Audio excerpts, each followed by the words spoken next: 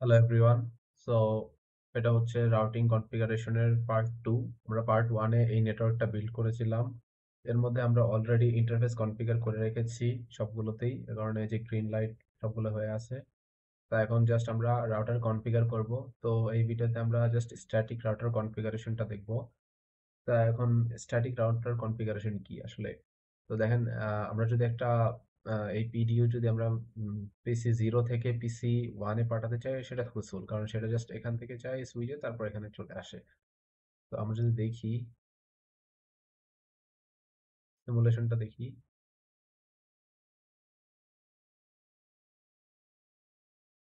দেখ এভাবে হচ্ছে। কিন্তু যদি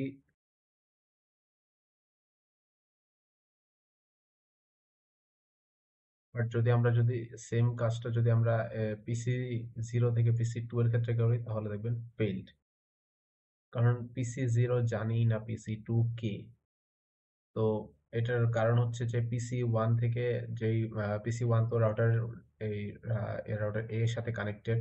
তো পিসি 0 যখন পিসি 2 কে মেনশন করে একটা পিং পাঠায় বা একটা মেসেজ পাঠায়, তখন সেটা রাউটার এর থ্রুতে রাউটার বি তে যায়। তারপর রাউটার বি সেই মেসেজটাকে পিসি 0 তে ট্রান্সফার করে। কিন্তু এখানে রাউটার এ জানেই না রাউটার বি কে।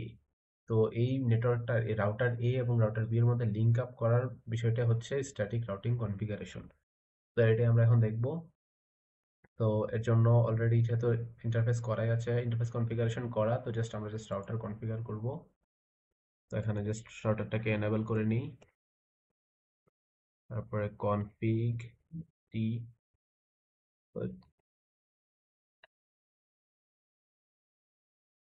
এখন জাস্ট আমরা লিখব আইপি রুট।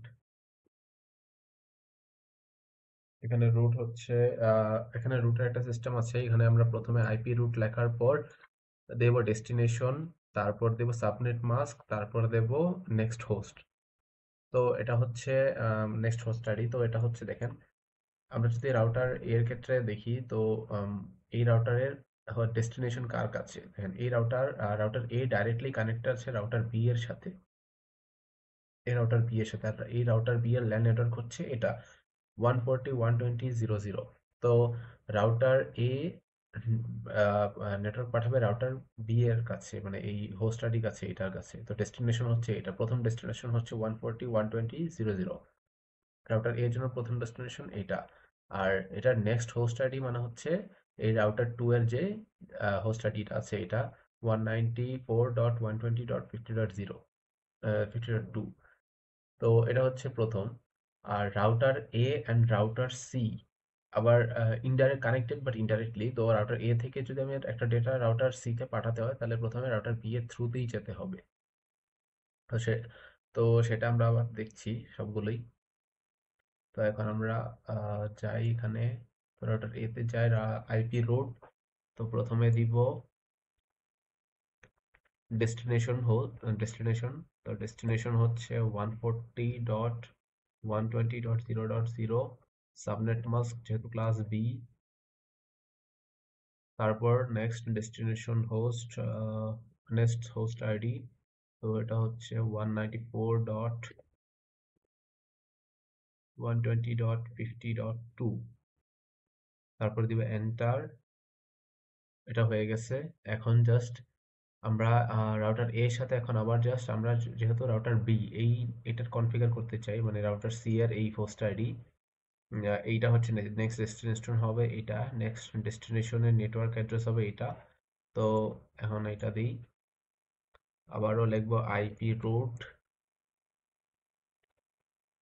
30.0.0.0 subnet mask. তারপর দিব আমরা এটার নেক্সট হোস্ট আইডি। এখন দেখেন, এ যেহেতু বি এর সাথে ডাইরেক্টলি, মানে সি এর সাথে ডাইরেক্টলি কানেক্টেড নাই, তাইলে অবশ্যই আমরা এখানে 130.20.0.2 এই হোস্ট আইডিটা ইউজ করতে পারবো না। আমাদের অবশ্যই বি এর হোস্ট আইডিটা ইউজ করতে হবে, বি এর নেক্সট হোস্ট আইডিটা ইউজ করতে হবে। কারণ এ থেকে ডেটা বি এ পাঠাবে, তারপর বি সেটাকে সি এ পাঠাবে, এবং সি থেকে তারপর PC4 পাবে সেটা ডেটা। তো তার জন্য আমাদের নেক্সট ডেস্টিনেশন হোস্ট এখানে দিতে হবে এটা 194.120.50.2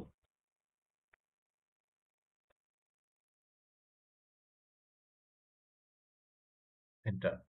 সো এখানে আমাদের রাউটিং কনফিগারেশন শেষ রাউটার এ এর জন্য। এখন এক্সিট দিব, টু রাইট।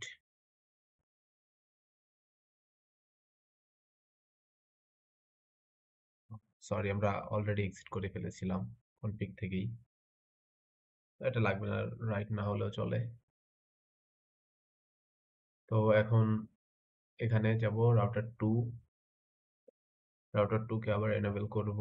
তো রাউটার 2 ডাইরেক্টলি কানেক্টেড আছে router router A and router C দুইটার সাথেই। তো এখানে দেব IP config, sorry IP route. এর আগে করা লাগবে আমাদের কনফিগ করা লাগবে, আমি কনফিগ করে নিই কনফিগ টি।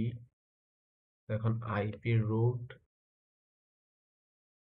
এখন রাউটার বি থেকে রাউটার এ এর দিকে যাই। তো এটার ডেস্টিনেশন হচ্ছে 40.0.0.0, আইপি সাবনেট মাস্ক হচ্ছে 255.0.0.0, অ্যান্ড নেক্সট হোস্ট আইডি, যেহেতু এটা ডাইরেক্টলি কানেক্টেড আছে তো এটার হোস্ট আইডি হবে এটাই 194। নেক্সট হোস্ট আইডি আর কি 194.120.0. 50.1 এন্টার। এখন হবে এটা শেষ। এখন আমাদের রাউটার সি এর জন্য আইপি রুট, এখন নেক্সট হোস্ট ডেস্টিনেশন হচ্ছে এটা 30.0.0.0, সাবনেট মাস্ক। এখন জাস্ট আমাদের এটার নেক্সট হোস্ট আইডি হচ্ছে এটা, যেহেতু ডাইরেক্টলি কানেক্টেড 130.20.0.2। এই তো হয়ে গেল রাউটার 2 এর জন্য। এখন টু রাইট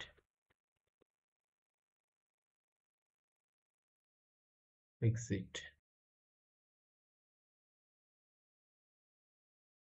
তো এখন যাব আমরা রাউটার সি তে, 2 নম্বর রাউটারে, লাস্ট রাউটার সি। এটাকে এনেবল করব, তারপর কনফিগ,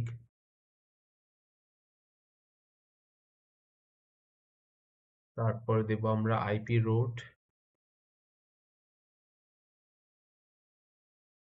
আইপি রুট দিয়ে, তো এখানে আমাদের রাউটার সি ডাইরেক্টলি কানেক্টেড আছে রাউটার বি এর সাথে। তো এখানে নেক্সট ডেস্টিনেশন হচ্ছে এটা 140.120.0.0, সাবনেট মাস্ক 255.255.0.0। এখন আমাদের এটার নেক্সট হোস্ট আইডি, মানে এখানে আমার নেক্সট হোস্ট আইডি কোনটা, তো এখন আমি নেক্সট হোস্ট আইডি দিব এটা 130. যেহেতু ডাইরেক্টলি কানেক্টেড সো এটা আমরা ইউজ করতে পারি 130.20.0.1। আপনি চাইলে এটাও ইউজ করতে পারেন। তো এখানে আমি এটা ইউজ করছি 130.20.0.1। আপনারা চাইলে এটা ইউজ করতে পারেন 194, বাট আমি এটা ইউজ করছি। IP road. এখন আরেকটা হচ্ছে ডেস্টিনেশন, আরেকটা হচ্ছে এটা class C, C router C থেকে রাউটার এ এর মধ্যে কানেকশন। এইটা হচ্ছে ডেস্টিনেশন আইডি 40.0.0.0, সাবনেট হচ্ছে 255.0.0.0। এখন নেক্সট হোস্ট আইডি হচ্ছে এটা হওয়ার কথা, কিন্তু এখন এটা হবে না, কারণ উম, যেহেতু এটা ডাইরেক্টলি কানেক্টেড না, সো এটা হবে না। তো তার জন্য আমরা ইউজ করব, ও এখানে নেক্সট হোস্ট আইডি দিব আমরা, যেটা ইচ্ছে সেটাই দেওয়া যায়। এখানে এটাও দেওয়া যায়, 194টাও দেওয়া যায়, বা 130টাও দেওয়া যায়। তো আমি দিচ্ছি 130.20.0.1 এন্টার। এখন দেব ডু রাইট,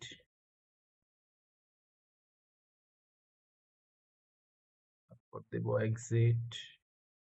দেন আমার সবগুলো কানেকশন হয়ে গেছে, বিল্ড আপ হয়ে গেছে। এটা আমি ফরওয়ার্ড করে দিই। এখন যদি আমি কোনো প্যাকেজ পাঠাই, দেখেন সাকসেসফুল হয়ে গেছে। দেখেন আমি যদি পিসি 1 থেকে পিসি 4 এও পাঠাই তাও সাকসেসফুল আসবে। জাস্ট এখন আসছে না, একটু প্রবলেম, ওয়েট। এই দেখেন সাকসেসফুল হয়ে গেছে। পিসি 2 থেকে পিসি 4 এ দিলেও সাকসেসফুল। এরকম সবগুলোই সাকসেসফুল হয়ে গেছে, কারণ এটা আমার অলরেডি স্ট্যাটিক রাউটার কনফিগারেশন এখানে কমপ্লিট হয়ে গেছে। আমি যেটা থেকেই দিই না কেন সবগুলোই হবে। And আমি যদি পাঠাই পিসি 0 থেকে পিসি 2, দেখেন কিভাবে যাচ্ছে।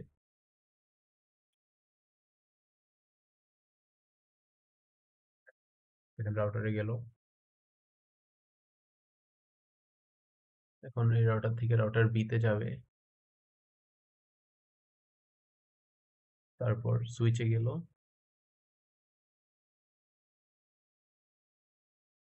তারপর পিসি 2 তে রিসিভ হয়ে গেল।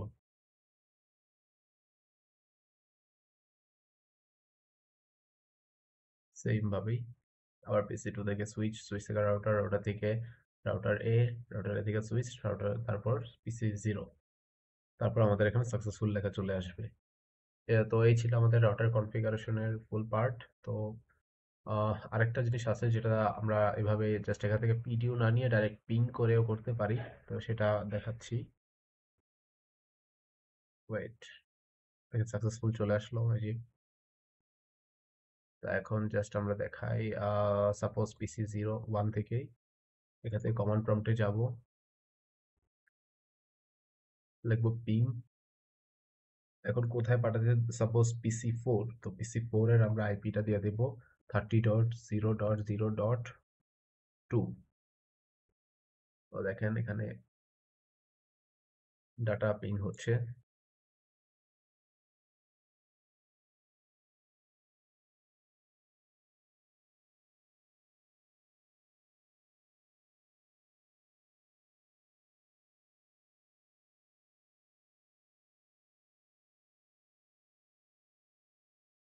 একটু টাইম লাগবে, কারণ রিয়েল টাইম দেই নেই, ভুলে আমি সিমুলেশন দিয়ে রাখছি, তো একটু টাইম লাগবে। রিয়েল টাইম দিলে ডাইরেক্ট চলে আসতো।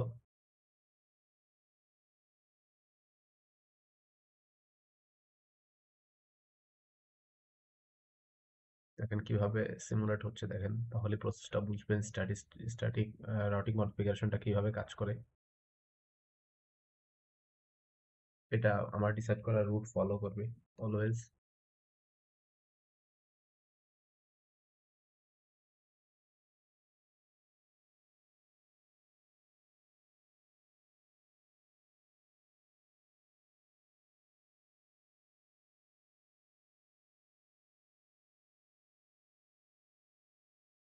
চলে আসছে, সাকসেসফুল হয়ে গেছে। তো এই ছিল আজকের ভিডিও। তো নেক্সটে আমরা দেখবো ডাইনামিক ভাবে কিভাবে রাউটিং কনফিগার করা লাগে। তো এটা নেক্সট পার্টে দেখবো আবার। তো স্ট্যাটিক এতটুকুই। বাই।